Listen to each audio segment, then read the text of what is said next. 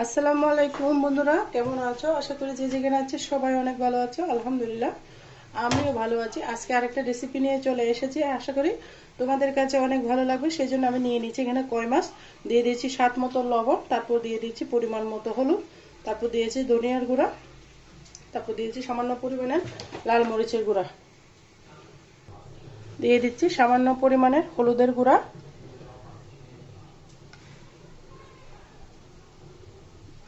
আদা রসুনের পেস্ট দিয়ে দিলাম, দিয়ে সুন্দর করে ম্যারিনেট করে নিচ্ছি। এই কই মাছের রেসিপি, যে কোনো মাছের রেসিপি এভাবে রান্না করলে সবাই আঙ্গুল চেটে পুটে খাবে, এতটা টেস্টি। কই মাছটা কিভাবে রান্না করতেছি বন্ধুরা, সম্পূর্ণ ভিডিও দেখতে থাকো, ভিডিওটা স্কিপ করবে না। লাল লাল টমেটো দিয়ে কিভাবে আমি এই মাছের ঝোলটা করব তোমরা দেখতে থাকো, আশা করি তোমাদের অনেক উপকার আসবে।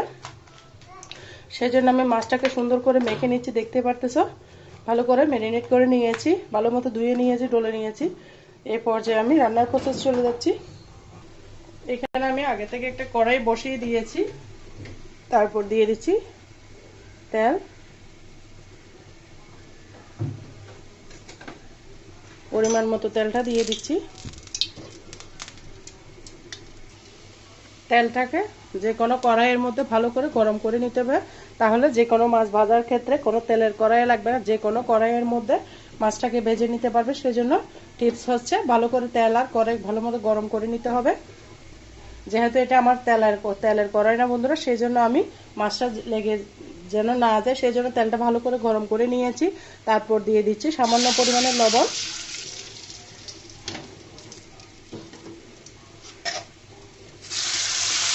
মাছটাকে দিয়ে দিচ্ছি।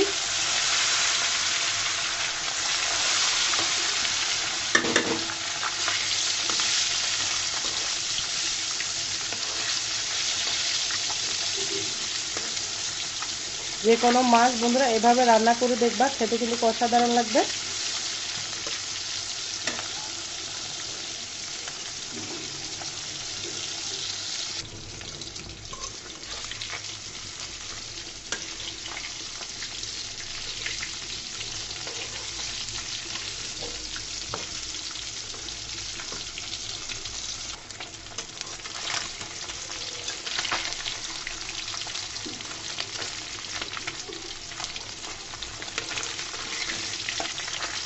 দেখো বন্ধুরা, মাছটাকে আমি একদম ডিপ ফ্রাই করে ভেজে নিয়েছি।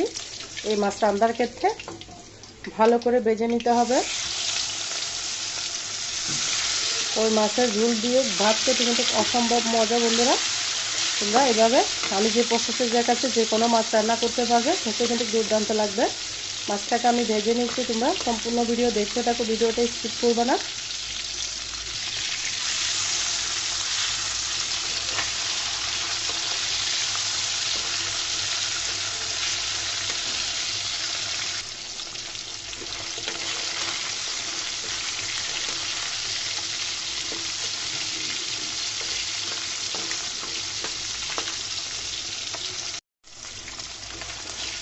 বন্ধুরা মাছটা আমার ভাজা হয়ে গিয়েছে, আমি উঠিয়ে নিচ্ছি।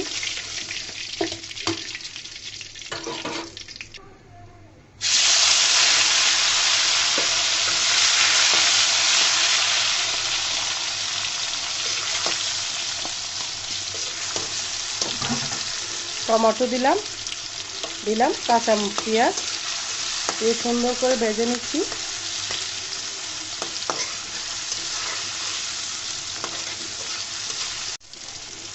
দিয়ে দিচ্ছি আমি এখানে আদা রসুনের বাটা, সুন্দর করে পেঁয়াজের সাথে ভেজে নেব যেন কাঁচা গন্ধটা চলে যায়। বন্ধুরা আর কে কোথা থেকে আমার ভিডিওটা অন করেছে অবশ্যই কমেন্টে বলবা।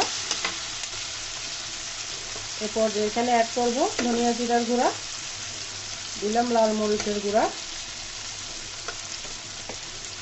দিয়ে দিয়েছি স্বাদ মতো হলুদ, পরিমাণ মতো হলুদ, দিয়ে দিলাম লবণ,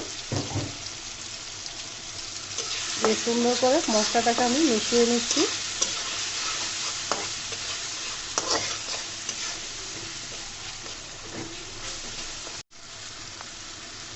তারপর দিলাম লাল মরিচ, কাঁচা মরিচ,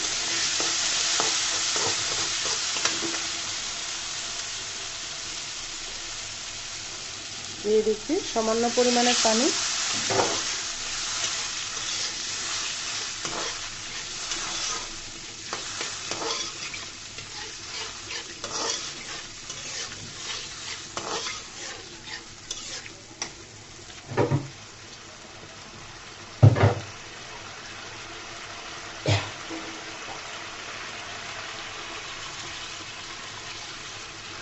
পানিটা ফুটে আসা পর্যন্ত অপেক্ষা করতে হবে বন্ধুরা।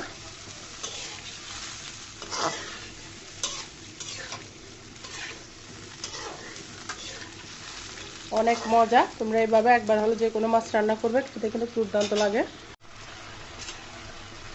ওকে বন্ধুরা, পানিটা ফুটে উঠেছে। এই পর্যায়ে মাছগুলো এক এক করে দিয়ে দিচ্ছি।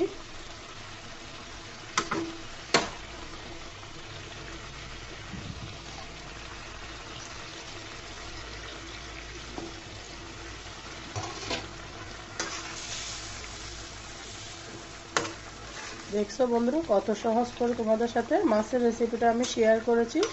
সম্পূর্ণ ভিডিও দেখতে থাকো।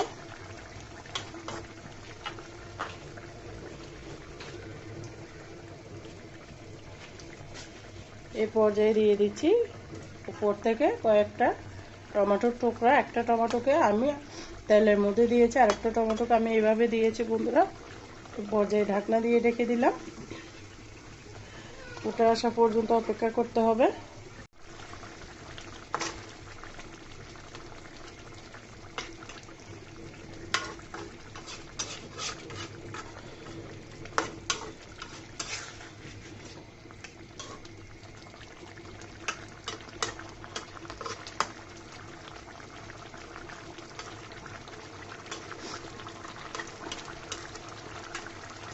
বন্ধুরা, আমার মাছটা কিন্তু রেডি হয়ে গিয়েছে, দেখতে পারতেছো।